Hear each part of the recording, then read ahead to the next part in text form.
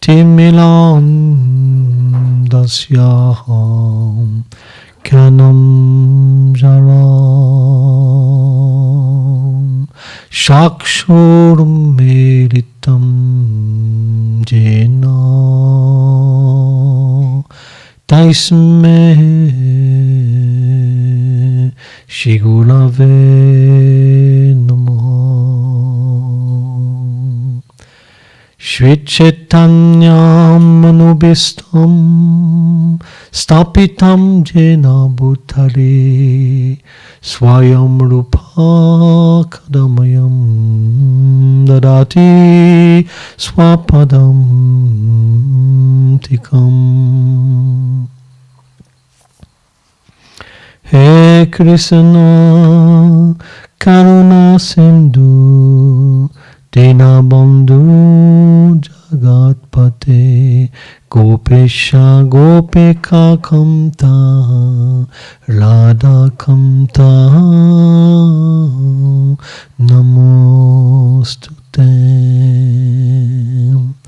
Tapta Kachanna Gorangi Radhe Vrindavaneshwari Prichabhanu Sute Devi Pranamami Hare Priye.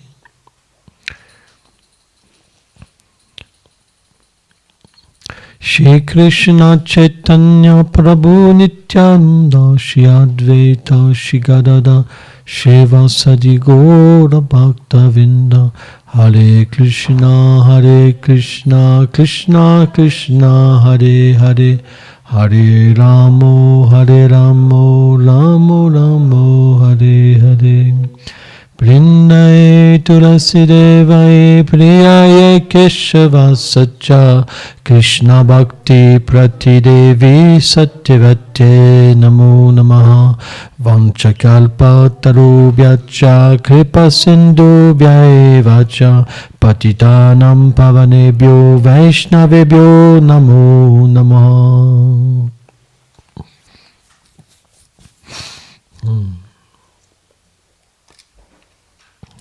Donc on va lire un passage du Srimad Bhagavatam.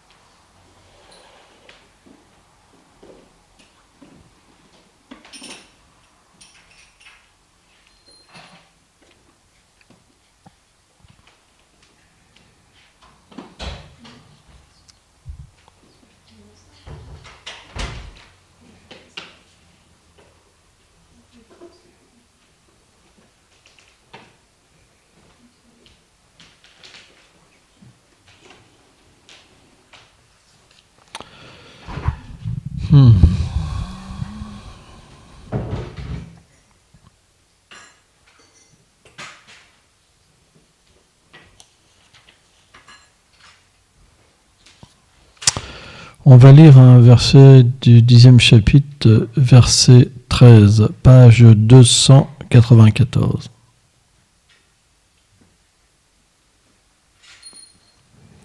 Sarvete nilmishe akshe tamhanu duta chetasaha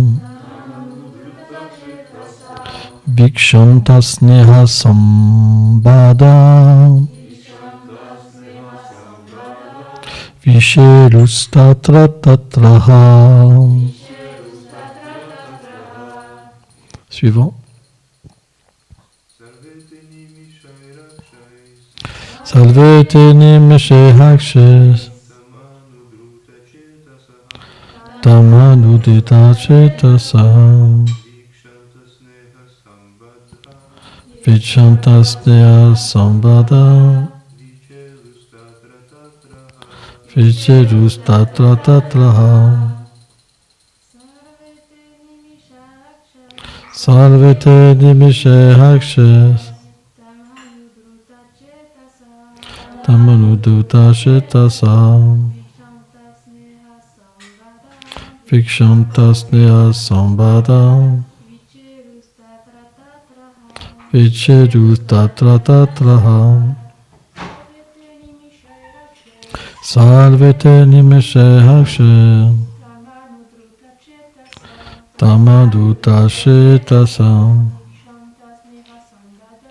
Vichanta Sneha Sambhada Vicherustatra Tatraha Sarvete Nimeshe Hakshe Tamanudutta Cetasa Vikshanta Vicherustatra. Ok. Moi j'ai oublié de dire. Tu veux chanter, vas-y? Allez. Sarvete Nimeshe Hakshe Tamanudutta Cetasa Vichanta Sneha Sambhada Vicherustatra Tatraha. Om Namo Bhagavate Vasudevaya. Om Namo Bhagavate Vasudevaya. Om Namo Bhagavate Vasudevaya. Traduction. Liés comme il était par les liens de l'amour et de l'affection pour Shri Krishna, leurs pensées étaient absorbées en lui et leur cœur fondait pour lui. Ils le regardaient avec des yeux fixes, même lorsqu'il se hâtait en faisant des va-et-vient pour lui offrir des présents comme des gages d'amour. Commentaire. Srila Vishwanath Thakur dit: ils l'ont regardé sans cligner des yeux, leur cœur fondant d'amour. Alors remplis d'affection, ils le suivirent partout où il allait.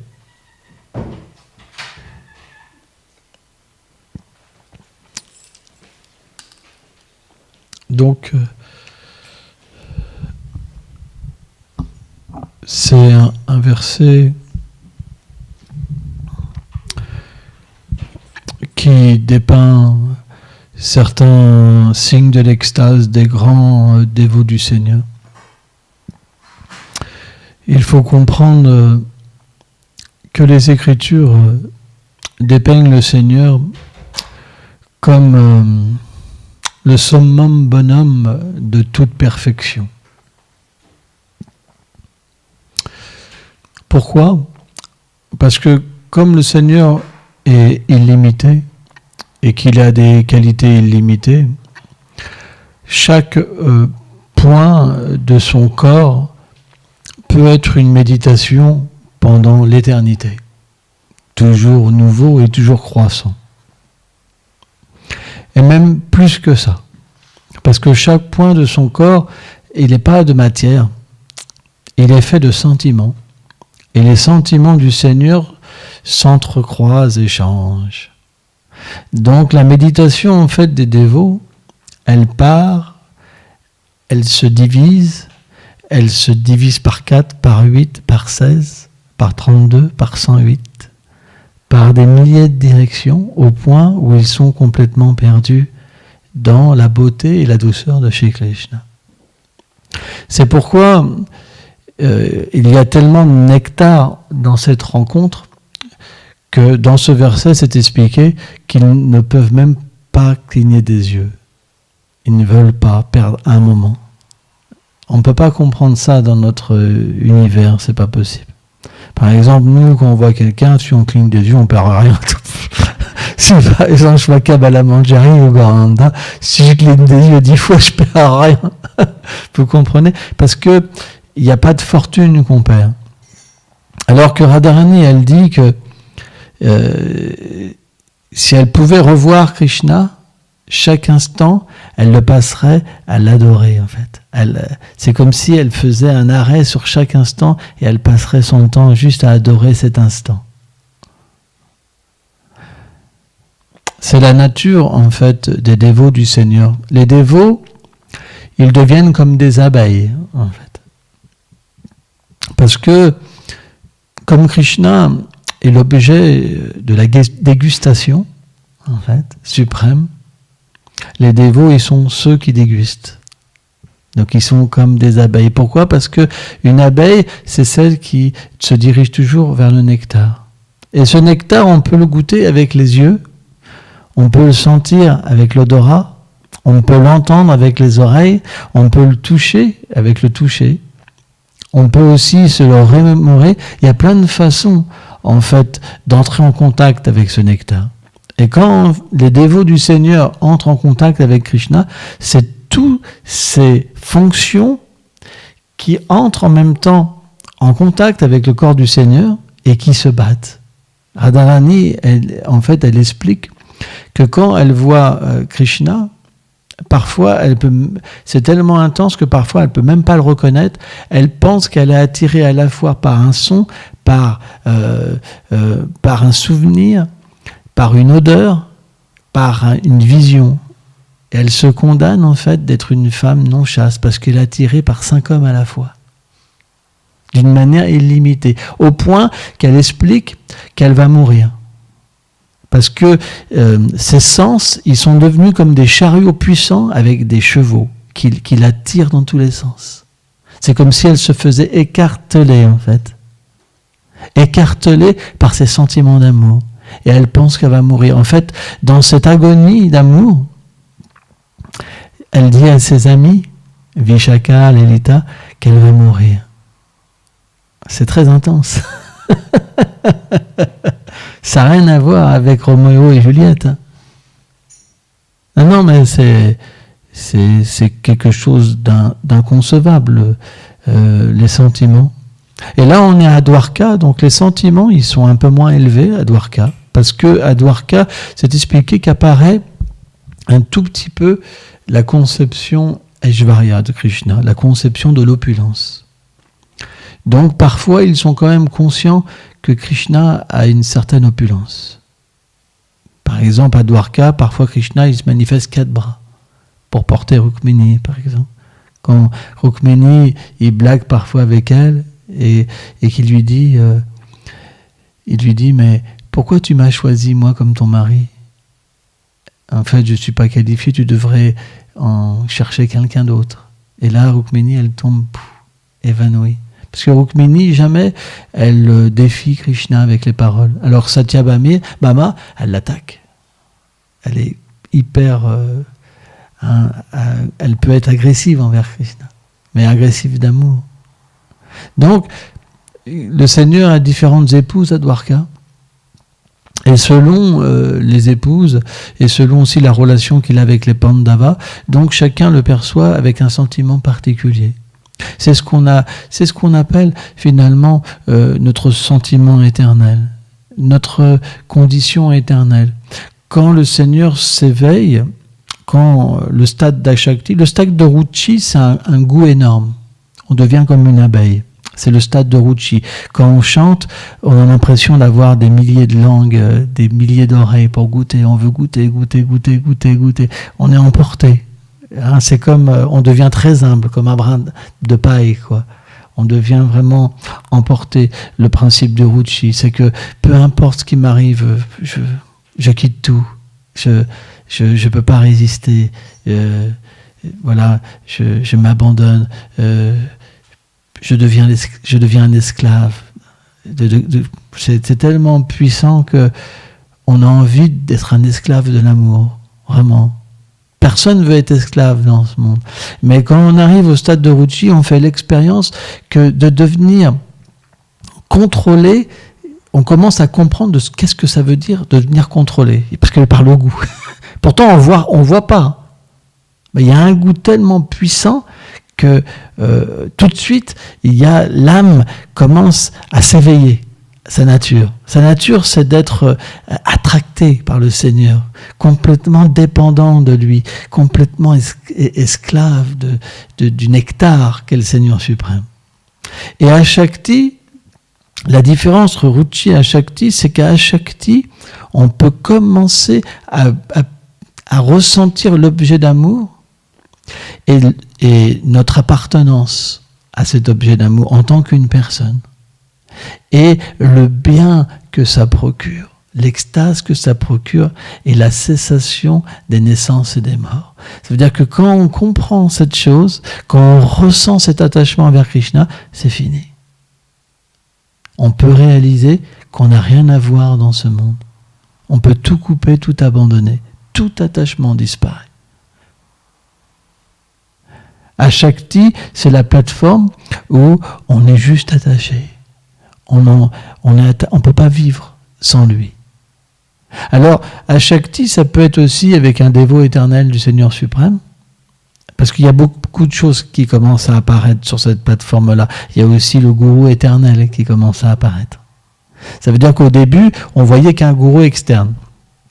Par exemple, certains sont initiés par telle personne, telle personne, telle personne.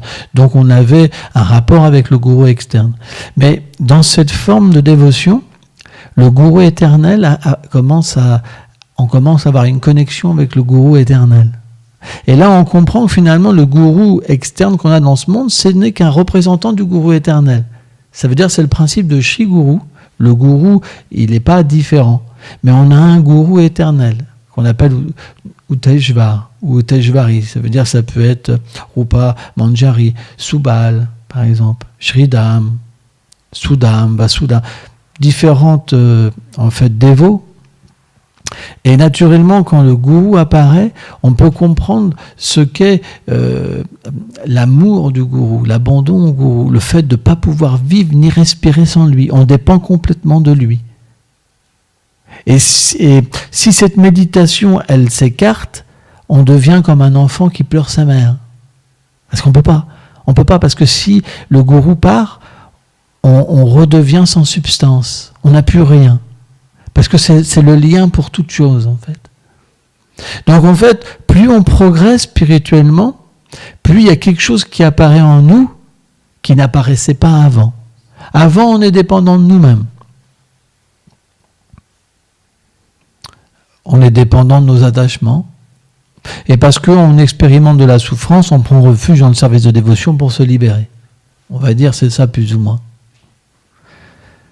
Mais quand le goût commence à venir, en fait, par exemple, la conception change complètement. Parce que il y a un indicatif qui est différent, une substance qui est différente, c'est que on comprend qu'on est fait pour cette chose, que c'est notre nature, c'est notre vérité. Donc, tout ce qui peut nous faire un barrage, qui va nous empêcher d'atteindre cette perfection, on va le rejeter. Attachement, tout, on va tout rejeter. C'est pour ça qu'à partir de cette plateforme, Madhyamadikari, quand on est dans le Sharanagati, on prend pleinement refuge, en fait, de cet objet d'amour. Pour qu'il nous protège de toute chose, pour qu'il nous soutienne de toute chose. On est complètement abandonné, il y a la complète humilité, mais graduellement, il y a aussi le fait de délaisser les choses inférieures pour accepter des choses supérieures. On ne peut pas faire autrement parce que c'est l'amour. Par exemple, dans la Vedi Bhakti, c'est complètement différent. On va délaisser quelque chose parce qu'on souffre, mais pas par amour. Vous comprenez ? Parce qu'on le comprend. Parce qu'on comprend intellectuellement que c'est bon pour nous. Mais on ne sait pas ce que c'est. C'est-à-dire qu'on a une intelligence vertueuse, favorable, Vishvanathacharya Thakur dit, et grâce à cette intelligence vertueuse, on peut faire un bon choix. Mais c'est pas spontané. Alors que quand la plateforme Madhyamadikari commence à venir, il y a une expérience de l'objet d'amour. Et à ce moment-là, la décision, elle se fait par amour. Parce qu'on est attaché. Et on se détache de la matière. Parce qu'on est attaché. C'est complètement différent. Vous comprenez ? C'est ça la différence entre la Vedi Bhakti et la Raganuga Bhakti quand on attend des stades plus élevés de la dévotion. Ça veut dire que on fait une expérience merveilleuse et de cette expérience, on la veut encore et encore et encore. C'est pour ça qu'on pleure. Avant, on ne peut pas pleurer. Pourquoi on pleurait pour quelque chose qu'on n'a jamais expérimenté ? On va pleurer parce qu'on perd notre femme. Vous comprenez ? Par exemple, une fois, il y avait un paysan qui était très attaché à une de ses chèvres. Et un jour, la chèvre est morte. Et il a commencé à se lamenter et à jeûner. Parce qu'il avait perdu sa chèvre, elle s'appelait Rada. Radé, je crois, sa chèvre. Il l'avait appelée Radé. Et non, je ne me rappelle plus, je ne veux pas dire de bêtises. Et donc, il avait jeûné, il jeûnait sous un arbre, il fermait les yeux, vraiment. Et donc, les gens du village, ils ont commencé à se dire, oh, il est devenu un grand ascète, etc., etc. Donc, il avait jeûné pendant pas mal de jours, etc. Donc, les gens commençaient à venir par milliers pour voir, tu vois, le grand yogi, quoi. Et puis, il y a quelqu'un qui a osé quand même le déranger pour savoir pourquoi il jeûnait comme ça, quel était le but de ces austérités. Et il a dit, je vous le dirai, alors demain ou après-demain, je ne m'en rappelle plus. Parce qu'il était trop triste, quoi, pour dire qu'il avait perdu sa chèvre. Et là, il y a des milliers de gens qui sont venus pour que la vérité soit révélée, quoi. Pour avoir la bénédiction. Et finalement, quand il a dit en pleurant, c'est parce que j'ai perdu ma chèvre.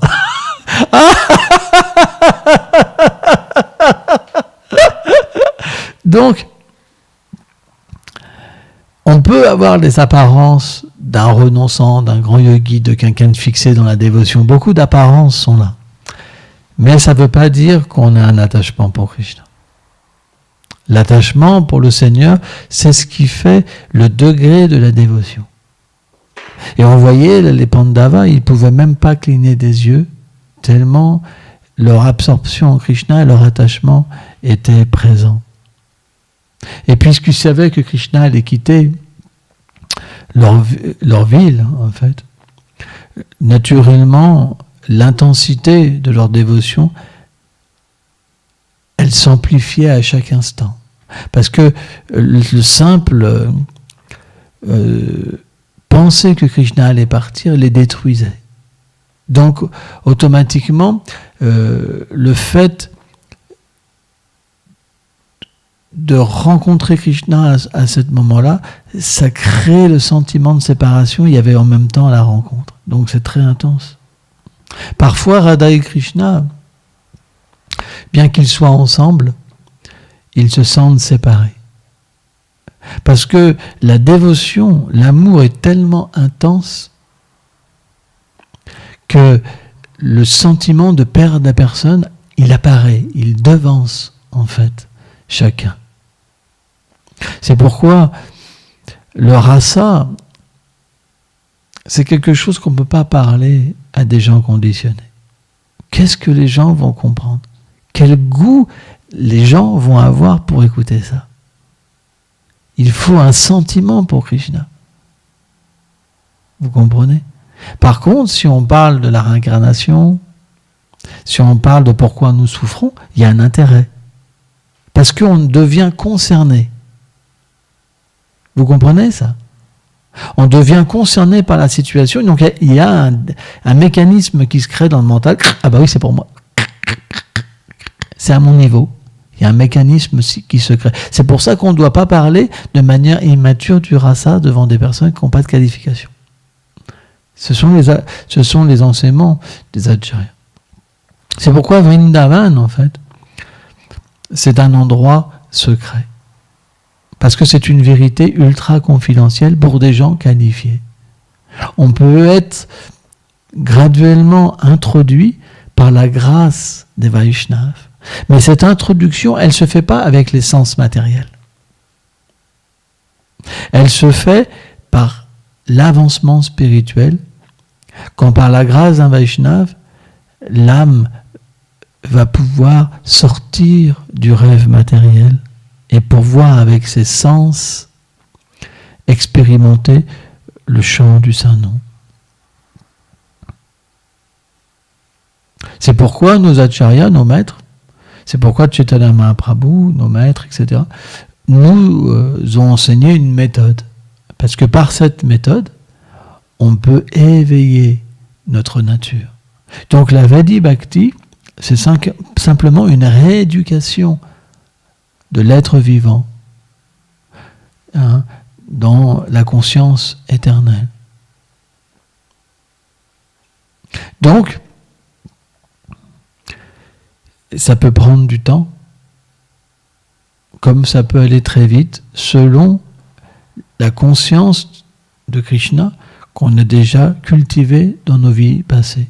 Quand le Seigneur explique dans la Bhagavad Gita, Neha Biklama Nasosti, jamais rien n'est perdu, le moindre pas nous libère.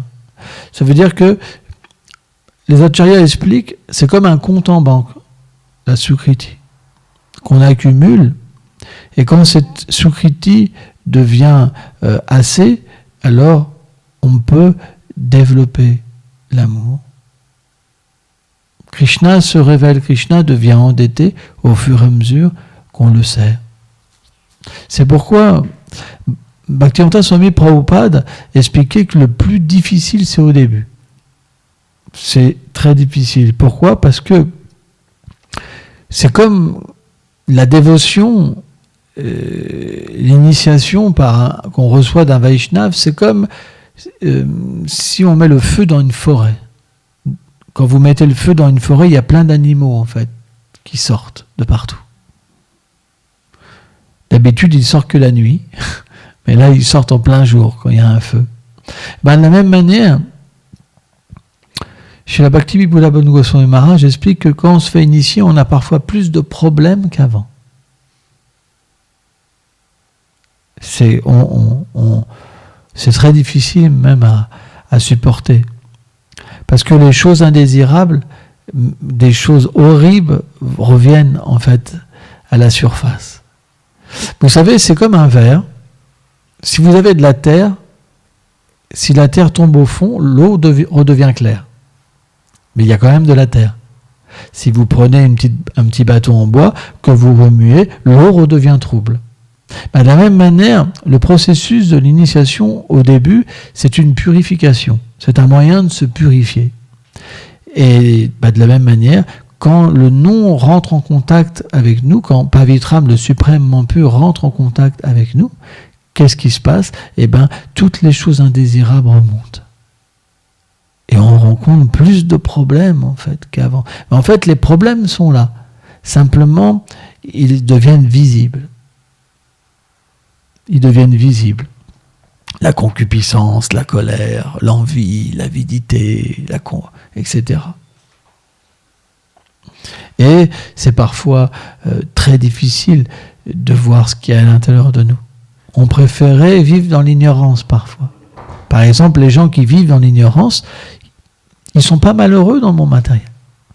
Ils dorment 14 heures par jour.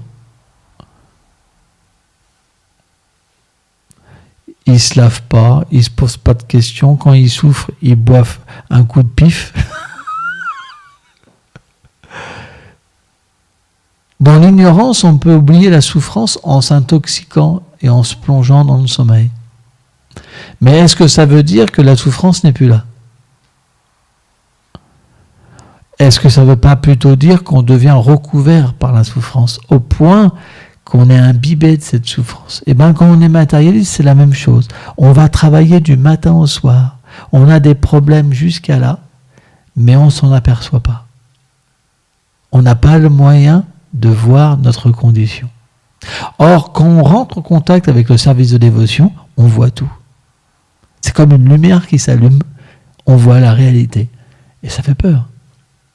Ça fait peur. C'est pourquoi il y a beaucoup de dévots au début, ils ne comprennent pas pourquoi c'est pire qu'avant. Parce que la vérité, elle fait tout voir. Elle nous fait voir notre condition. Et notre condition n'est pas belle, en fait. Donc, l'avantage, bien sûr, c'est que si on voit que notre condition n'est pas belle, on va vouloir changer de condition et se libérer. On n'a pas le choix. C'est la différence entre une véritable spiritualité et une spiritualité imaginaire. La spiritualité imaginaire, ça veut dire qu'on accepte un processus pour pas voir nos défauts, pour pas voir ce qu'il faut changer en nous, mais pour se gratifier l'essence. Par exemple, c'est très facile de débloquer la Kundalini. C'est un processus mécanique. Le Kundalini qui est dans le corps subtil, par exemple, avec les chakras, etc., c'est très facile. Donc vous pouvez obtenir beaucoup de bonheur. Mais vous ne réglez pas pour autant la situation de votre vie, parce que même un démon, il peut débloquer la Kundalini. Il peut avoir les pouvoirs mystiques, etc., etc. Mais par contre, quand vous rentrez au contact du service de dévotion, qui représente la réintroduction dans notre service, dans notre relation avec le Seigneur suprême, naturellement, vous voyez votre problème, parce que quand vous venez dans ce monde pour expérimenter l'indépendance de Dieu, pour plus voir le Seigneur suprême, pour rejeter cette relation. Et c'est ça le problème de l'âme conditionnée. Par exemple, quand Arjuna il a demandé à Krishna, mais qu'est-ce qui fait que tous les êtres se détruisent? Le Seigneur a répondu Kamaesha la Jaguna Samudbhavam, c'est la concupiscence. Et le Seigneur explique que finalement cette concupiscence, c'est quoi? C'est la nature de l'être, d'avoir une relation avec lui, quand elle entre en contact avec le monde matériel, avec la nature du guna de la passion, elle se change en concupiscence. Donc quand une personne rentre en contact avec le service de dévotion, qu'est-ce qui se passe? Ça fait voir toute cette chose-là, que tout est inversé en lui. C'est chaud. C'est pas si simple que ça. Hein. Quand vous voyez que tout est inversé en vous, il faut tout refaire. Tout ce qu'on a fait, ça vaut rien. Caduc. Tout. Fortune, machin, bidule. Mais c'est un test, c'est un gros test. La plupart des gens, ils supportent pas. C'est pour ça que le service de dévotion, c'est une élite. À moins que vous ayez pratiqué dans les vies d'avant, c'est très difficile. Les gens sont obligés de s'en aller. Ils préfèrent l'action intéressée. L'action intéressée, les textes liés au karma, le karma kanda, ils ne parlent pas de tout ça. Ils vous disent simplement que vous êtes le corps et que vous allez pouvoir avoir une destination meilleure. Il n'y a pas de cette purification-là. Il n'y a pas cette vision-là. Par exemple, les voies où on vous parle du paradis, vous pensez que vous êtes le corps. Vrai ou pas? Vous ne pensez pas que vous êtes mal situé. Vous pouvez faire de la vie sexuelle comme vous voulez, autant, il n'y a pas de problème. Puisqu'on vous en propose encore plus dans votre vie d'après. Ben, si vous prenez par exemple l'islam, il vous propose 20 vierges, qui restent toujours vierges. Vous passez votre vie à faire de la vie sexuelle. Vrai ou pas? Vous comprenez? Mais le service de dévotion, c'est pas pareil. Faut tout arrêter.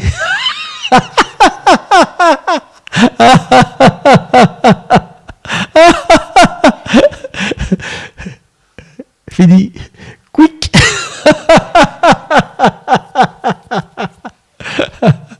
Et ouais. Le problème, c'est un sacré problème tout ça. Quand on est attaché à la vie sexuelle, etc. Donc qui peut aller vers cette voie? À moins d'avoir de la Sukriti. Hein? Attends, c'est quoi ce verset déjà?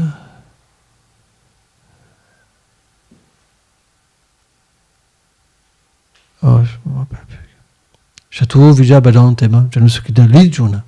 4 sortes d'êtres s'abandonnent à moi. Ceux qui ont de la Sukriti des vies passées. Ils n'ont même pas d'attachement pour moi, Krishna dit. C'est les malheureux, les curieux, ceux qui cherchent la richesse et ceux qui cherchent la vérité absolue d'une manière impersonnelle. Mais parce qu'ils ont de la Sukriti, ils viennent à moi, en fait. Donc, nos vies passées entraînent une conscience, un désir et une possibilité d'accepter quelque chose que personne ne peut accepter. Ne pensez pas que on accepte Krishna juste parce que c'est le hasard. Non.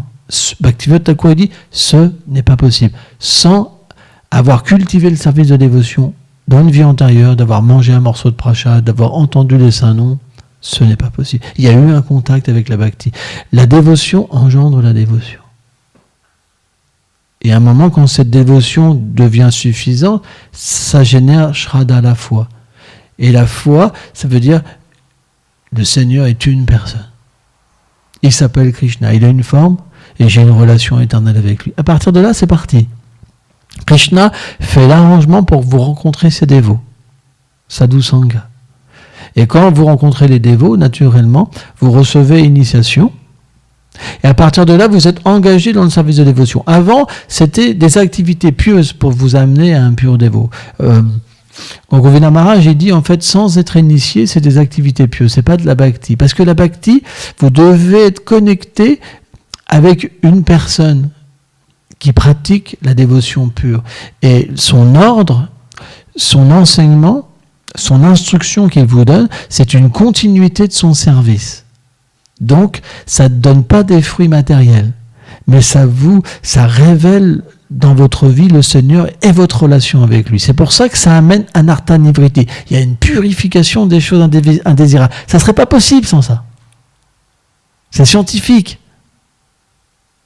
Il y a une confrontation, en fait, de la miséricorde de la Guru Parampara qui purifie notre existence. Et quand la pureté arrive à un certain niveau, à ce moment-là, on devient fixe dans le service de dévotion. Ça veut dire quoi? Ça veut dire que nos impuretés n'ont pas le pouvoir de nous faire tomber. Même s'ils se manifestent, ils n'ont pas le pouvoir. Bhaktivedanta Swami Prabhupada, il explique que c'est comme des serpents, on a coupé les crocs. Il n'y a plus de venin. Même s'ils se manifestent, ils n'ont pas la puissance de vous faire tomber. Il y a quand même une attaque, mais pas assez puissante. Elle devient secondaire. Et naturellement, plus le goût augmente, et plus l'âme prédomine, plus on se décolle du corps, ruchi, et moins l'attrait sexuel et tout ça, après, on devient complètement protégé par l'extase, en fait, qui est générée à l'intérieur. Que dire quand l'attachement vient et qu'on ne peut même plus voir les objets matériels. Quand un Shakti se manifeste, on ne perçoit plus ce monde. On perçoit en fait l'objet d'amour. Parce que Vishwanath Chakravarti Thakur dit que le cœur est tellement poli qu'on commence à percevoir le Seigneur suprême partout. Ses divertissements, ses attributs, son odeur, par exemple l'odeur de son corps, là, tout commence à apparaître.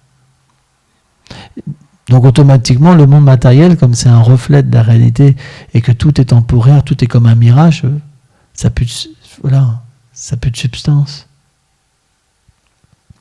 Et à Bhava, c'est complet. Mais Vishwanath Chakravarti Thakur, il dit une chose quand même pour nous qui est importante. C'est très révélateur. Il explique que quand l'être vivant devient libéré, il garde quand même une petite connexion avec le monde matériel.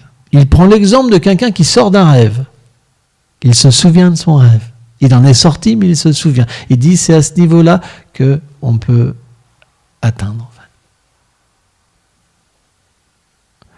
Parce que sans ça, en fait, l'âme libérée, elle pourrait même pas, même prêcher, même comprendre. Ça serait comme un extraterrestre, je sais pas quoi. Il voit personne. C'est fini, quoi. Il n'y a plus de rapport. C'est comme s'il n'était jamais venu ici. Il dit, oh, c'est quoi son truc là? Babar.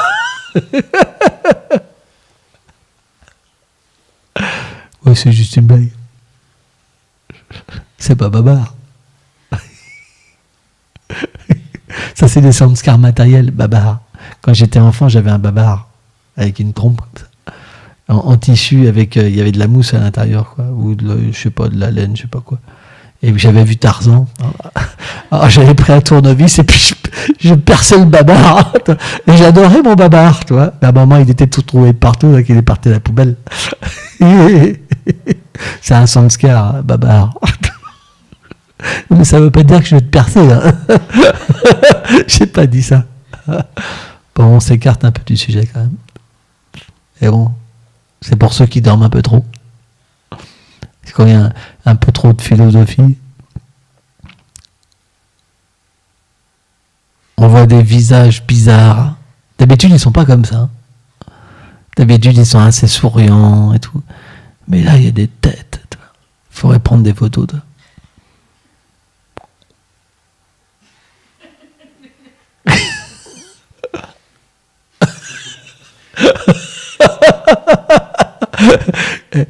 Bon, ça ça va, la vidéo, elle est que dans ce sens-là, ça, ils n'auraient pas envie de venir, tu sais, direct. Et après, ils les appelleraient les babards. Bon, ok. Bon, ok. Si vous avez une question, on s'arrête là. Ok. Golpe Monday. Les babards. C'est sympa ça, là. Les babards.